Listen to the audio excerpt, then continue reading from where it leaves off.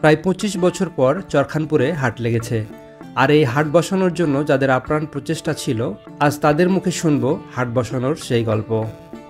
সম্পূর্ণ ব্যক্তিগত উদ্যোগে এবং আমার যে শুভাকাঙ্ক্ষী যারা আছে সকলে সহায়তা করছে। আমি পুরো এলাকাকে আমি ধন্যবাদ জানাতে চাই তাদের আগ্রহ দেখি। এখানে তো নতুন হাট লেগেছে, কেমন লাগছে আপনার? ভালো হলো তো। ভালো হলো। এখন আর দূরে যেতে হবে না কেনাকাটার জন্য, এখানে কিনতে পারবেন সবকিছু যা লাগে। আবার নিজেদেরও যেগুলো জিনিস আছে সেগুলোও বিক্রি করতে পারবেন। হ্যাঁ, তো এটা সুবিধা হলো আপনাদের জন্য। আমাদের খাইতে দেবে না? কি রান্না করছে? ডিম। অনেক দিন পর কিন্তু এই খড়ের বাড়ি দেখতে পেলাম। এই খড় দিয়ে বাড়ি বানানো কিন্তু আস্তে আস্তে বিলুপ্ত হয়ে যাচ্ছে। আর চরখানপুরের এই একটি মাত্র সম্বল, মানে এখানে ক্লাস 5 পর্যন্ত চরখানপুরের ছেলে মেয়েগুলা শিক্ষা গ্রহণ করতে পারে। আজিজুর ভাইয়ের কাছ থেকে বিদায় নিয়ে নিচ্ছি, আবারও আসবো চরখানপুরে ইনশাআল্লাহ। ভাই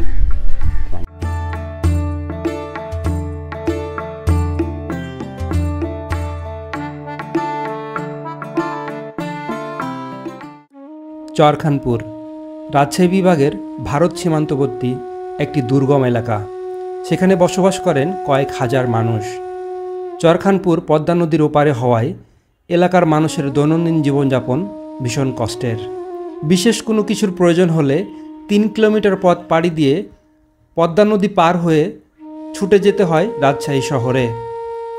মানুষের দৈনন্দিন জীবনযাপনের কথা চিন্তা করে প্রায় 25 বছর পর কিছু বিশেষ মানুষের প্রচেষ্টায় বসানো হয়েছে হাট। যে হাটটি সপ্তাহে 2 দিন বসবে। আসুন জেনে নেই এই হাটটি বসানোর পিছনে কাদের কাদের অবদান রয়েছে। চরখানপুরে আসার পর আমি শুনতে পেলাম যে এখানে হাটের ব্যবস্থা করা হয়েছে। যার উদ্যোগে এই হাটটির ব্যবস্থা করা হয়েছে, আমি তার সাথেই কথা বলছি। উনি চরখানপুরের একমাত্র মেম্বার। আচ্ছা, ভাইয়ের নামটা কাইন্ডলি আমার নাম বলবেন? আবু জাফর ইবনে আলম প্রমিজ। আমি বর্তমানে হরিয়ানের 9 নম্বর ওয়ার্ডের প্রতিনিধি মেম্বার। তো আমার কাছে কিন্তু খুব ভালো লেগেছে ভাই যে আপনি হাটের ব্যবস্থা এখানে করছেন। তো আপনার মূলত কিভাবে উদ্যোগটা নিলেন, বা অ্যাকচুয়ালি আপনি কিভাবে চিন্তা করলেন যে এখানে হাটের দরকার, বা মানুষের হাট বাজার বসাইলে মানুষের কি কি উপকার হবে একটু যদি বলতেন। ধন্যবাদ, আপনাকে অসংখ্য ধন্যবাদ। আমাদের এলাকাতে এসেছেন এবং পরিদর্শন করছেন, সব কিছু উপলব্ধি করেছেন। এই এলাকাতে একসময় আজকে থেকে প্রায় 25-30 বছর আগে একটি হাট ছিল, অনেক পপুলার ছিল। শহর থেকে আসতো মানুষজন, তারপরে ইন্ডিয়া থেকেও মানুষজন আসতো, ইন্ডিয়ান পণ্য পাওয়া যেত। তারপর সেটাকে একসময় অবৈধ ঘোষণা করা হয়েছিল যে ইন্ডিয়ান পণ্য আসছে, ভারতীয় পণ্য, জি, এই কারণে। তারপর ধীরে ধীরে এটাকে মানে ওই জায়গাটা হাটটাও ভেঙে গেছিলো। তার ফলে মানে হাটটা পরবর্তীতে আর হয়নি। তো সেই সময় থেকে আমার মানে বয়সে যতটুকু আমি দেখছি, আমরা সেই হাটটা ভালোভাবে দেখতে পাইনি। 25-30 বছর আগের ঘটনা তো শুনেছি। তারপর থেকে আমি আমার বুদ্ধি হওয়ার পর থেকে আমি জিনিসটা উপলব্ধি করতাম যে এখানে একটি হাট আসলে প্রয়োজন। জীবনযাত্রার মান উন্নয়ন করতে হলে অবশ্যই মৌলিক পণ্য যেগুলা, খাবার দাবার থেকে শুরু করে নিত্য প্রয়োজনীয় জিনিসপত্র, সেই সকল জিনিসগুলা হাতের নাগালে পাওয়া। কারণ আপনি দেখছেন যে এখান থেকে প্রায় কমপক্ষে 3.5 থেকে 4 কিলোমিটার মতো দূরত্ব। আর যদি নদী না থাকতো তাহলে কিন্তু ভিন্ন হিসাবটা হতো আর কি, সেটা যোগাযোগের ব্যবস্থা ভালো হতো। জি জি। তো ভালো না হওয়ার কারণে কেউ যদি একটা ছোট্ট পণ্য 10 টাকার একটা পণ্য কিনে, তাও তাকে যাইতে হবে কমপক্ষে 3.5 কিলোমিটার। 3.5 কিলোমিটার, তাও আবার পায়ে হাঁটা রাস্তা। 3.5 কিলোমিটার যাওয়া আসা 7 কিলোমিটার। এটা অ্যাকচুয়ালি খুবই কঠিন। আর আমি এটা উদ্যোগটা নিয়েছি এই কারণে, আমি প্রতিনিধি হওয়ার পর থেকে আমি চেষ্টা করেছি যেগুলা লং লাস্টিং যে সকল জিনিসগুলো আছে, যেমন একটা এখানে মৌলিক চাহিদার ভিতরে কয়েকটা অনুপস্থিত। এত উন্নত একটি শহরের পাশে একটি নিকটবর্তী গ্রাম এটা, সেখানে মৌলিক চাহিদা 5টির মধ্যে 2টি অনুপস্থিত। জি জি। তার মধ্যে একটি হলো চিকিৎসা খাত। এখানে কোনো কমিউনিটি ক্লিনিক নাই, প্রায় 2000-এর মতো বসবাস, অথচ একটি কমিউনিটি ক্লিনিক নাই। এর বাইরে আপনার আরেকটা আছে হলো ক্লাস 5 পর্যন্ত মাত্র পড়তে পারে শিক্ষার্থীরা, মাত্র ক্লাস 5 পর্যন্ত পড়তে পারে। এরপরে আর পড়াশোনার কোনো ব্যবস্থা নাই। আর হাটটা সম্পূর্ণ ব্যক্তিগত উদ্যোগে এবং আমার যে শুভাকাঙ্ক্ষী যারা আছে সকলে সহায়তা করছে। আমি পুরো এলাকাকে আমি ধন্যবাদ জানাতে চাই তাদের আগ্রহ দেখে। আপনি আমরা নতুন হাটটা করেছি শুক্রবার এবং সোমবার। শুক্রবার এবং সোমবার, জি, প্রতি সপ্তাহে প্রতি সপ্তাহে 2 দিন। তো প্রথম দিন আমরা ভাবছিলাম যে কেমন হবে, কিন্তু আসবে কিনা, কিন্তু এত ভালো স্বতঃস্ফূর্তভাবে সবাই অংশগ্রহণ করছে। মানে যার যেটা আছে বাসায়, প্রত্যেকের বাসায় কোনো না কোনো পণ্য আছে, প্রত্যেকের বাসায় কারো বাসায় দেখা যাচ্ছে কিছু জিনিস আছে সেটা বিক্রি করে আরেকটা যেটা নাই সেটা কিনে নিয়ে যাচ্ছে। তো আমি ভাবছিলাম হয়তো আসর পর সেটা ভালোভাবে শুরু হবে, কিন্তু 3টা থেকে আসর পর্যন্ত এর মধ্যেই সব শেষ হয়ে গেছে, সুন্দরভাবে হয়েছে। এবং একটি পণ্য থাকেনি, আমরা সেই ব্যবস্থা করেছিলাম। যেমন পচনশীল কয়েকটা জিনিস আছে, তার মধ্যে মাছ একটি, যেটি শহর থেকে নিয়ে আসা হয়েছিল। তো সেটার পুরোপুরি রিস্ক আমরা নিয়েছিলাম। মানে প্রাথমিক পর্যায়ে তো একটা রিস্ক থাকেই, ব্যবসায়ীরা ভয় পায়, সেটার জন্য পুরোপুরি সাপোর্ট দিয়েছি আমরা, যে আপনার কোনো পণ্য পচনশীল জিনিসগুলো থাকবে না, এটা একটা। এছাড়া আরও একটি বিষয় হচ্ছে যে ওই যেগুলো শহর থেকে আসে সেগুলো একটু দাম তো কষ্ট বাড়বেই, কারণ এত দূর একটা ক্যারিং খরচ আছে।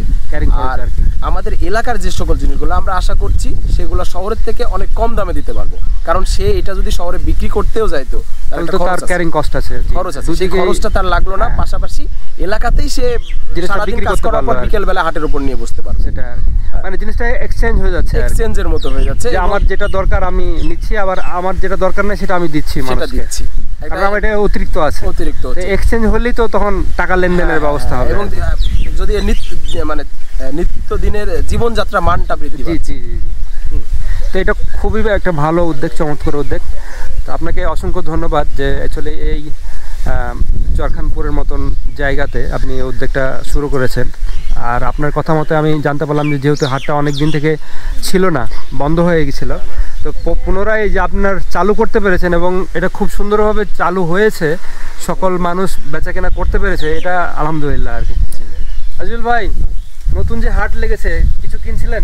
হ্যাঁ ভাই, আমি সবার আগে হাট বাজার করেছি ভাই, খুবই ভালো লাগছে আপনার এখানে? ভালো তো লাগবে, বাড়ির কানটাতে চপল গড়াইলি ধরেন পাচ্ছি, শহরে যাওয়া লাগছে না, এই যে যাওয়া আসা মোটামুটি 7 কিলো রাস্তা বেঁচে যাচ্ছে আপনার, বেঁচে গেল না, 10 টাকা ঘাট দিয়ে হলেও আমার এখানে ভালো। তো এই শুনলেন আজিজুল ভাইয়ের মুখে, তো ভাইকে অসংখ্য ধন্যবাদ জানাচ্ছি।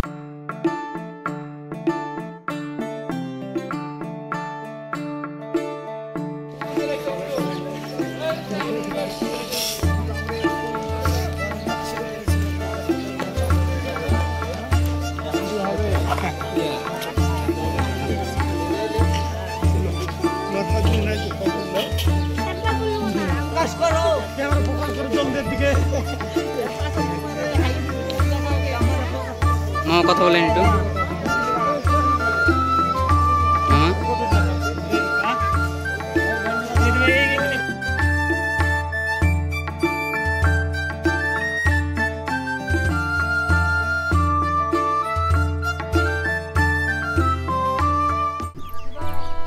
কি রান্না করছে? ডিম রান্না বান্না চলছে। তো চরখানপুরের মানুষ কি তাহলে একটু দেরি করে রান্না বান্না করে নাকি? দুপুরেরটা দুপুরে খাওয়ার পরে খায়? দেখা যাচ্ছে আমরা তো দুপুর 1-2টার ভিতরে খেয়ে ফেলি, কিন্তু আপনারা তো দেখি আরও লেট। চরখানপুরে আজ আজিজুল ভাইয়ের মেয়ের বাড়ি। আজিজুল ভাই আর ভিতরে ধান রাখেন? আচ্ছা, ঠিক আছে, ভালো থাকেন। দিন পর কিন্তু এই খড়ের বাড়ি দেখতে পেলাম। এই খড় দিয়ে বাড়ি বানানো কিন্তু আস্তে আস্তে বিলুপ্ত হয়ে যাচ্ছে, মানুষ এটাকে আর ব্যবহার করছে না। আমরা সাধারণত টিনের বাড়ি বা মাটির বাড়ি এগুলো তো দেখেছি, কিন্তু খড়ের বাড়ি আগের মানুষজন করতো, কিন্তু আস্তে আস্তে কিন্তু এই খড়ের বাড়ি বিলুপ্ত হয়ে যাচ্ছে, যার কারণে এটা দেখা যাচ্ছে না সচরাচর। কিন্তু আপনারা যদি চরখানপুরে আসেন তাহলে এই খড় দিয়ে বাড়ি বানানো দেখতে পারবেন। আর খড়ের বাড়ি সাধারণত এটার সুবিধা আছে, আমরা সাধারণত যে দালান কোঠা বা ইট দিয়ে বাড়ি বানাচ্ছি, এই বাড়িগুলো কিন্তু রৌদ্রের তাপে গরম হয়ে যাচ্ছে, কিন্তু খড়ের বাড়িতে এই জিনিসটা নাই। যখন এই রোদটা কমে যাবে এই খড়গুলো কিন্তু সাথে সাথে ঠান্ডা হয়ে যাবে। তো এটা এই খড়ের বাড়ির অ্যাডভান্টেজ। চা কখন শুরু হবে? একটু পরে। আজিজুল ভাইয়ের কাছ থেকে বিদায় নিয়ে নিচ্ছি, আবারও আসবো চরখানপুরে ইনশাআল্লাহ। ভাই এবার তো না বলে আসছে, এরপরে বলে আসবো, কোনো অসুবিধা নেই। ঠিক আছে, ভালো থাকেন। আজকের ভিডিওটি এ পর্যন্তই। আর আপনারা এখনও যারা আমার চ্যানেলটি সাবস্ক্রাইব করেননি তারা অবশ্যই আমার চ্যানেলটি সাবস্ক্রাইব করে দেবেন। সবাই ভালো থাকবেন, সুস্থ থাকবেন। আল্লাহ হাফেজ।